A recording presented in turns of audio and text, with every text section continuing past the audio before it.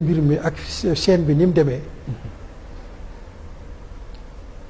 dama tiitaat ci réew mi ndax xam naa ne l'injustice àgg na ci sommet te yàlla bëggul tooñ. keroog bi ñu ma jël see man xaw ma lu tax ñu jël si ma. xamoo déedéet. sentiroo dara une semaine ay fan avant. mukk li amuñ problème dugg nañ ci néeg bi nag wër lu ne fu ne jëlee na fa daal benn pistolet boo xam ne dafa yàqu. war naa ko ci procès bi. ñu naan leen nañ génn avocat yi wax nañ leen génne leen pistolet bi. pistolet bu yàqu boo xam ne xale yee ko doon fooyee damay def man xale yi may yar ku ma ci gis mu yor loo xam ne luy xaw a niroog brutalité la. ma jël. denc sànni ci kees gi.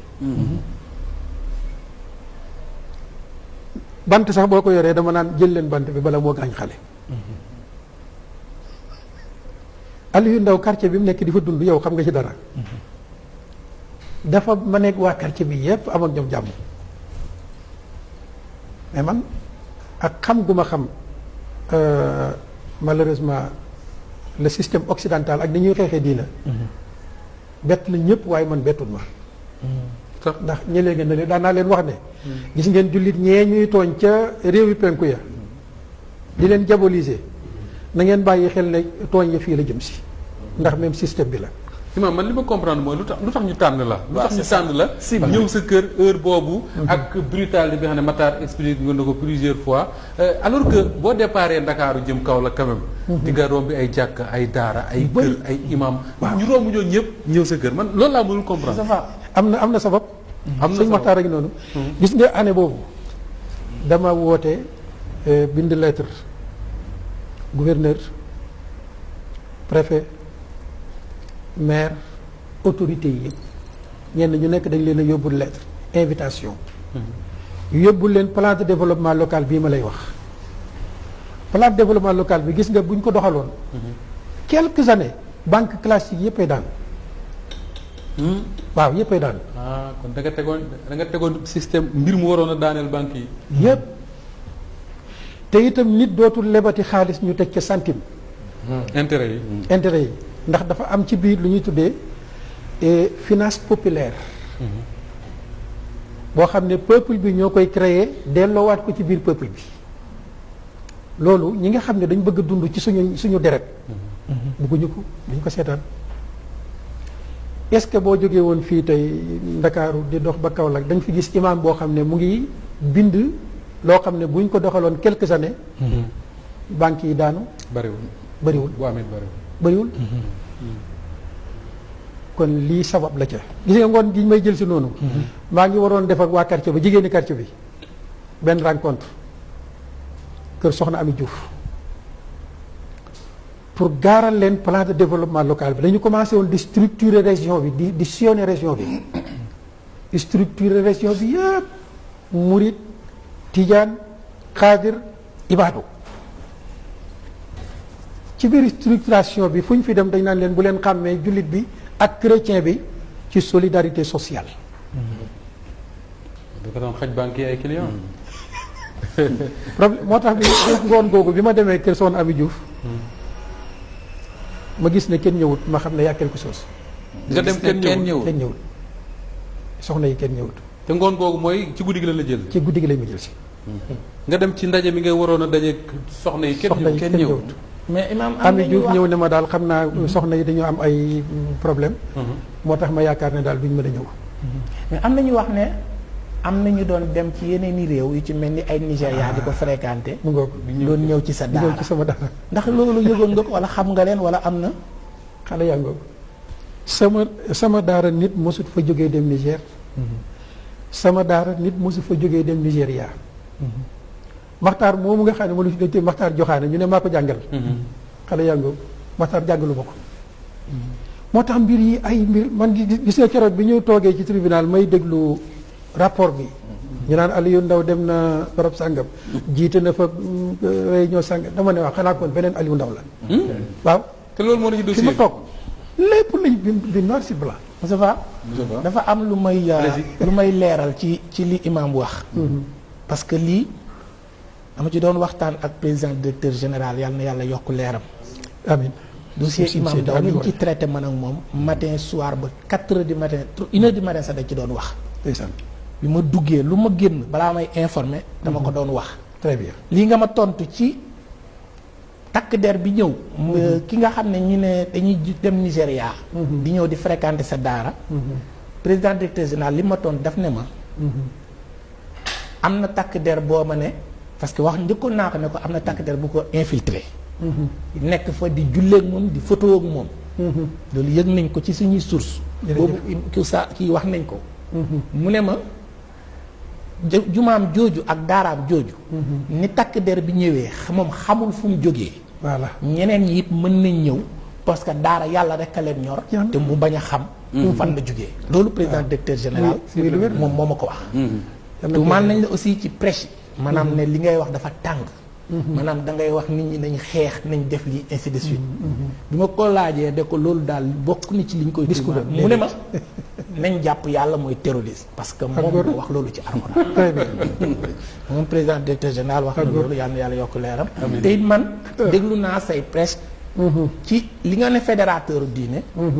déglu naa la nga def. waxtaan wu am solo ni jigéen war a mel ci soxna Jaaratullah ci màggalu Poroxaan. très bien ñu doon suivre religieusement donc kon li nga wax ne dafa am ay mbir yu bëri yoo xam ne dañ ko lal ci mbir mi dafa mel ni loolu da koy firndeel. jërëjëf. tey umpule woon ne même ñaari at yu mujj yooyu. pencum sëñ Bassirou Mbacké mi ñu dendal. ci fukki fan yu mujj ci weeru koor conférence yu mag yi ñu fay organiser toujours kenn lay doon ci conférencier yi. ki nga xam ne dafa bëgg a teqale. bëggul koo xam day ñëw di fédéré. problème bi yëpp lii la. imaam xëy na ba lay Pape Sané di jërëm dafa am lu ma bëggoon laaj. bi ñu la demee ne ca xeet ca Kaolack jëm ak yow Ndakaar. laaj bi njëkk bi mooy nga ne ci oto bi ànd ak ñoom. waaw di la indi. waxu luñ la wax ak bi nga ñëwee jàkkaarloog procureur ensuite le juge d'instruction. ñetti nit yooyu ñi nga àndal ci oto bi. le procureur le juge d'instruction lan lañ la wax ñoom. loo xam ne xëy na mën nga comprendre ne loolu moo tax ñu jàpp la. ñi ma indi ñoom. waxu maag ñoom. ŋaanguñu. déedéet Kaolack ba Ndakaaru. ba Ndakaaru ñoom ñu ngi wax seen wax man maa ngi nekk sama diggante ak sama borom ma itam. jéemuñ la toroxal ci oto bi jéemuñ la brutaliser. bi fajar jotee it fekk ne man dama di yëgaale ak njàpp. ci biir oto bi xam naa ne fajar jot na. ci biir oto bi lay julli. nga julli ci oto bi waaw. mais bi nga génnee sa kër avant ngay dem tribunal am na beneen étape am na lu xew foofu ci diggante bi. avant may dem tribunal. waaw dañu ñëw jaar ak man directement gendarmerie. gendarmerie lañu wàccoon ci guddi googu. waaw ci guddi gi bi ñu jógee gendarmerie. foofa la yenn oto yi resté yenn yi ànd ak man ñu continuer sur Dakar. bi ma ñëwee daal jël nañ benn néeg bu lëndëm boo xam ne fa lañ ma denc. mën naa wax ne presque ñaata semaine ñaari semaine de. ci benn néeg bi. ci benn néeg. néeg bu lëndëm maanaam amul làmp. am kooku bu fekkonte ne sama bët yi nekk na bët yu xaw a doy waar sax. ba fay jógee vision moom dootuma ko am. garda bi. néeg bi nii comme nii la mel. am na benn tapis bu ndaw benn mat la bi nii la mel exactement. cuir la ci ngay tëdd. 2 semaines de garde à vue. 2 semaines. de garde à vue. ci lu loi bi wax ni ñaari fan la war a doon. voilà 2 semaines. loola seetlu naa ne vraiment man ma fa jaar te itam néeg bi am na ay sonorisation yu ñu fi def yoo xam ne day mel ni ay salive. salive yoo xam ne dañ koy amplifier ba mel ni day ubbi sa bopp bi. pour nga bañ a nelaw. waaw pour nga bañ a nelaw. torture pour nga bañ a nelaw. waaw pour nga bañ a nelaw. mooy lu ñu la wax sabu salive. maa ko def après nga nekk fa ngay jour doog a gisee ak procureur. door a gisee ak procureur. mu wax lan. waaw bi ñu ma indee ci procureur li ma njëkk a laaj mooy ndax xam nga li ñu la fi indee ma ne ko déedéet. mu ne kon xamoo lu ñu la fi indee ma ne ko déedéet. waaye daal leer na ma ne moom. ci tooñaangee lañ ma fi indee. ndax nit ki moo xam boppam. lii bis ci camp pénal toog naa man juge d'instruction directeur bi nga xam ne moo sant Dia. mu laaj ma ne woon ndax amuloo dara looy tawat ma ne ko yàlla laa koy tawat. jaaji jaay. waaye du yéen laa koy tawat. mag doo ko jëlee këram andi ko toroxal ko jéng ko jéng ay loxo jéng loxo yi nii lañ ko def mel ni ku jàpp ponkalum criminel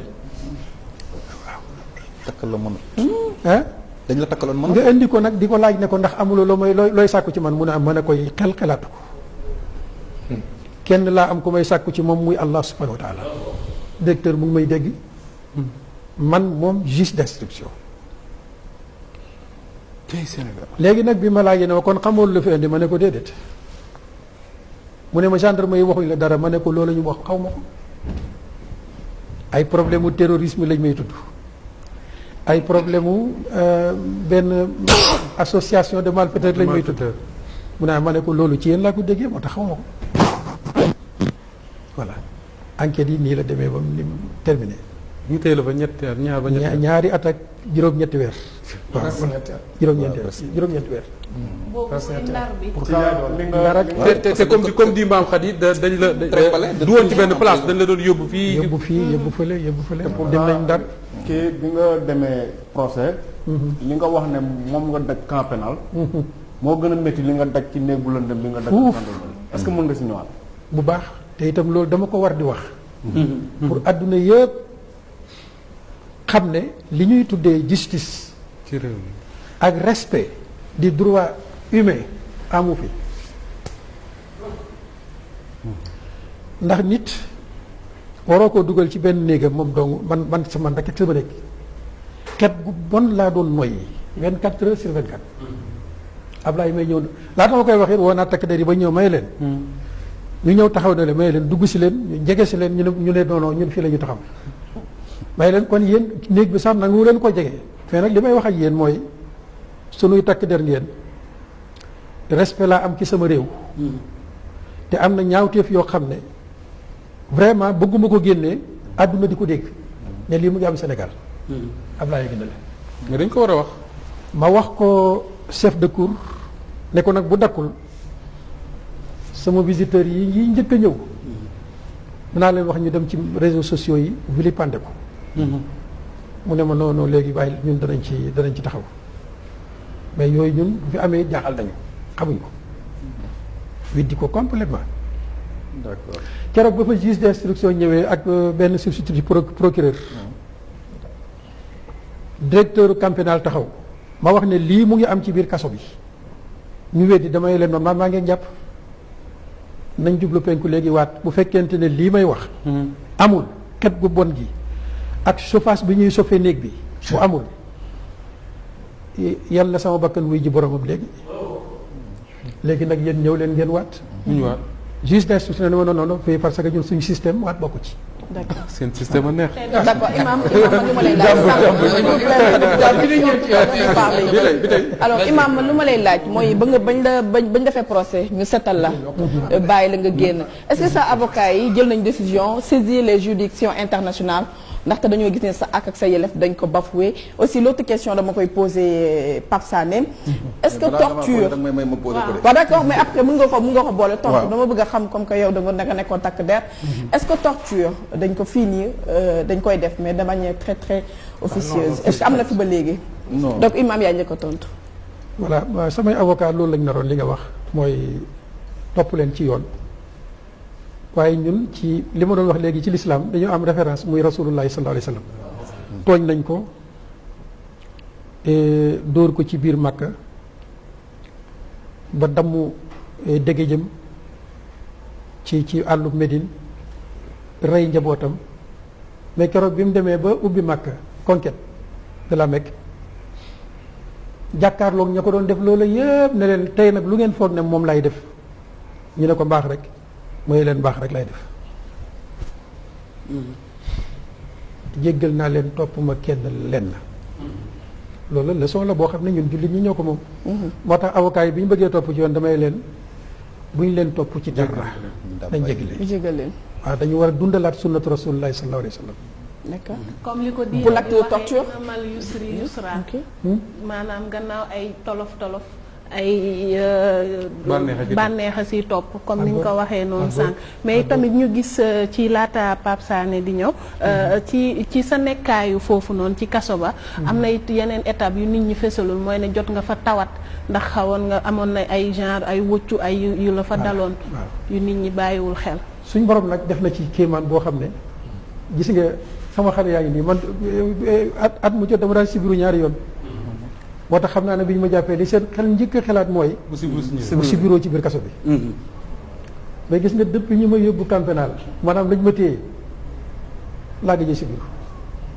allahu akbar malgré xeet yu bon yi may noyyi chaleur bi may noonu loolu waxoon naa ko fii jarul répété waat maa ngi nelaw normal di lekk normal mbirum suñ borom rek la Imam di jaamu yàlla normal Imam est-ce que doon na am ay financement yu koy dimbale ci tabax juma wala tabax ay kër ak yooyu noonu ndax amoon na ay financement yu jóge bitim réew Imam yàlla def na moom ba mu jàngee ba ñibbisi dafa toog rek dew ma bitim réew sàkku ji ay financement aw ma benn bailleur boo xam ne mooy financé Aliou Ndaw am na fi nag ay bonne volonté yoo xam ne alhamdulilahi rabbil alamin ñoom bàyyiwuñ daara ji ma tudd ci ku mel ni Ibrahima Niang tukkikat la ñoom Aliou Ñaan ñoom ñoo njëkk a ñëw ca daara ja tabaxal ma fa lu mat juróom benni classe tabaxal ma fa juma mais Aliou Ndaw moom mosta dem di laaj ndimbal ci naar yi mosulam dara mosul jóge bitim réew maa ci sama mbay di su topp sama jur sëñ daal mi ñëw na fa jaar na fa yàggul dara ñun ñu ngi ci àll bi di bay di sàmm di yar sax ganaar ngir lan préserver suñu pas-pas amul ay taalibe bitim réew aussi yu fa am ay daara ak yooyu man amu leen ay taalibe bitim réew yu fa am ay daara ak yooyu comme lii comme ñoo xam ne formé nga leen jóge ci yow bëri na ay daara bitim réew bëri na mënuma leen a lim daara ji mag jama yor ne rek fam ne ne man na juróom benni daara loolu nag bokk tax xale yi nga xam ne génne nañ ci daara ji dem sampi seen daara mënuma la wax nu mu toll bëri na trop mais man dama am na lu mu junj léegi ba ci bitim te dafa am solo mais man am na lu mu junj ndànk maam Khady waaw maam Khady vas-y Pape Ndiaye Pape Ndiaye waaw dama ne maam Khady am na lu mu junj léegi te dafa am solo maanaam waaw yow bañ la jàppee li tubaab bi wax trembale maanaam dañ la jële kaso bi yóbbu la fële yóbbu la fële ñi ngi fàttali ni Rebeuss la tàmbale woon mais à part avant ngay dem ak camp pénal am na yenn prison yoo jotoon jaar nañ Ndar def fa presque 6 mois andiwaat ma Rebeuss ma defaat fa presque 2 mois ñu jëlewaat ma Rebeuss yóbbu ma Cap Manuel def naa fa presque ñaata weer jege na ay 7 mois 8 mois foofu laay door jóge yëpp ma camp pénal xanaa visite yi da doon bëri mbooloo mi la fay fekk wala peut-être dégg naa prison boo dem rek xale yi détenu ñëpp a ñëw ànd ak yow ne la yaay jiite kii est-ce que du diiraan boobu lañ doon ragal loolu moom vraiment dama ciy jaaraat parce que man bi may dégg prison dama doon jàpp ne ay nit ñu doy waar a fa nekk ay nit ñoo xam ne ñu yàqu lañ mais yàlla xam na ne gis nga néeg bi ma njëkk a dem ci Rebeuss chef de kii bi chambre bi maa ngi fàtte turu Diouf la sant ndeysaan yàgg na fa bi ma demee la ma gën a yéem ci ñoom mooy yërmande ju ñu am ci seen biir malgré conditions yu difficile yi yërëmante ci seen biir solidarité bu doy waar ndax am na ci ñoo xam ne amul ku leen andi lekk mais bu lekk yi ñëwee dañuy boole lépp teg ñëpp tim lekk loolu laa fekk ci prison bi fekk fa imaam boo xam ne itam waxtu julli wu jot mu ngi ci kanam yàlla def na nag bi ma foofu yàgguma fa yaakaar naa ñoom def ma sax lu mat semaine ñu yëpp ma ndar bi ma demee néeg bi ma duggaat chambre 6 loolu même chose laa fekkaat keroog tisbaar ji ma àggee dañ na ma ca kanam ma nekk di jiite commencé di leen jàngal ñoom ñëpp ndeysaan ñu intéressé wu jënd ay kaye ma commencé di jàngale mais taxawut foo xam ne dañ ne maison d'arrêt et de correction nit ñëw di jàngal détenu yi ñu ne nañ ko séparer endoctrinement lañ doon ragal boobu. D'accord. waaw man foofu lañ ma commencé nag isolé di ma jox sama néegu bopp. D'accord. nag ñu ne parce que waruma jonjoo ak yeneen détenu yi ndax dañ leen di endoctriner. D'accord Pape man imam man dafa am benn jàngat bi nga xam ne jàngat bu particulier la ci dossier am. man am naa chance lire procès verbal bi procès verbaux yi. xam nga ñu bëri nag li leen nax ci dossier imam ci presse bi ñi leen nax ci dossier imam mooy c'est le rapport d'enquête. rapport d'enquête bi nga xam ne moom la gendarme yi def. képp ku ko liir. billaahi buñ la tagalee imam Ndaw mi yow sa bopp da ngay jël paaka rendi ko. waaw ngay rapport d'enquête. dëgg la c'est un ramassis de mensonges des officiers de police judiciaire. mooy maanaam ñoom seen xalaat lu leen neex. lañ ciy def ñoom lañ ciy def c'est-à-dire le procès verbal moom mooy refléter la ngay wax ak nit ki mu lay tontu. ok loolu mooy. na wax li ci PV yi. mooy PV. waaw ok mais leur rapport. ko waxul ma wax ko de. c'est un plus du PV mooy li nga xam ne officier de police judiciaire moom mooy toog. di xalaat su ko neexee nag sax ne ko fekk naa fa mitrailleuse moom bu ko neexee mu wax ko. parce que on a dit dañ ne ci loi Sénégal l'OPJ dafa prêter serment mooy maanaam son serment la lii mooy li mu wax dëgg la. waaw donc loolu moo tax on a très vite fait en sorte que alimenter une diabolisation ci imam mais boo liiree le procès verbal. vide. waaw exactement. mooy benn li ma ci bëgg a wax foofu xam nga mooy lan. mooy suñuy nguur il faut qu'il fasse très attention. gis nga les services de police et de gendarmerie particulièrement les services de renseignement dañu am ñaari mission rassurer l'État ak des fois mission tiital État si gis nga boo jëlee François Mitterrand la nga xam ne toute sa carrière sa vie politique sa vie de président de la République la nga xam ne moo ko mës a métti ba muy dee mooy ce qu'on a appelé le coup de la cellule antiterroriste de l'Élysée mooy quand les gendarmes de l'Élysée ont inventé le fameux attentat des Irlandais de Vincennes monter un coup wàcc fa fekk ñu fa dara comme kër imam dem woo seeni ay contacts dans la paix teg fa ay armes teg fa ay grenades teg fa ay bombes ne gars yi ñoo ko moom procès boobu ba tey ji 82 ba tey mu ngi daw France ba tey ji mënagul sotti parce que dañu dem ba finalement ils ont eu accès aux archives de l'Élysée et ils se sont rendu compte que kii di le commandant Proutot qui gérait la cellule ak son adjoint Paul Barry